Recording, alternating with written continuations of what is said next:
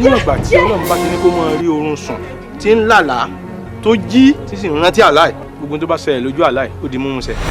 gbogbo àkàlà ni ó kọjá tí mo lè fẹ́ nu mi sọ. tí Ọlọ́run. The only thing tó lè save ẹ kó ṣe wà life ni pé kó má step out kúrò nílé. To step out unfortunately for your pain màá bá ẹ sọnù ni. lẹ́yìn ọ̀sẹ̀ méjì tẹ́ báyìí exist gbogbo nǹkan tí mo fi ilé ayé mi tó wọlé. ajọ́ ẹ̀ ni. èjò mẹ́ta lórí mi ni pé ìjọba bá ẹbí tẹ́. ó jẹ́ kí n mọ̀ pé òun àti dáàdi òun pé àwọn jíjọ máa ń sùn pọ̀ ní o.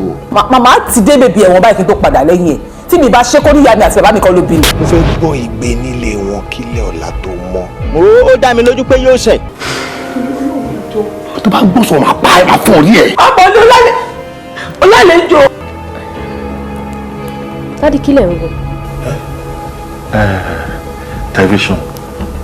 tẹlifíṣàn yẹn náà. ó fẹ́ jọ Ronaldo ẹ ṣe fi ojú jọra báyìí wọ́n tẹ̀ ti gbà pé ìbẹ̀rẹ̀ kọ́ ni tv wa má bínú. èwo Ronaldo nínú àyà mi. ṣe rí oúnjẹ tí ẹ bá máa jẹ pẹ́pẹ́pẹ́pẹ́ ìyún fún mẹ́wàá jẹ o. Boy, if you are in my house, boy, consider yourself dead. Ask a virgin. Jésù! You know I'm 24 years old. Do you know this? Kò sọ́kùnrin kankan tó fẹ́ di lecturer. Tó máa kóbìnrin bó ṣe ń ṣe pé tọ́yìn ọ̀dà àkókò kí ni? Kódà gan bá ṣe wáyé ìsìnmọ̀ táṣọ wáyé tì mọ́ o láti lè mọ̀ bóyá virgin àbí on the red on the you can use grape. Máa bẹ wá anabita tó lè panabiti ẹ̀ dáadáa. Aládàá-ńlá ló máa yẹ. Torí ibi tí aládàá-ńlá yẹn tó máa ṣán dé àwọn pásíńjà tó bá kú báyìí wọ́n á máa lọ wọ́n á máa bọ̀ ni kò sí kankan tó máa kọ́ wọn lẹ́sẹ̀ ìkọ́ ìkan bá láì kó ìkejò. So lecturer school yẹn. no ibi tí o sọ délẹ̀ kan yẹn kí n tó dé.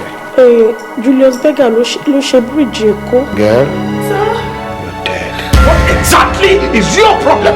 How on earth can you do a thing like that? irú aṣọ tó wọ̀ lọ́sàn-án gbogbo yẹn tí ẹ bá wọ lọ club tí ẹ bá rí ọmọ bẹ́ẹ̀ kí ẹ kó ṣeré lára your daughter was practically naked.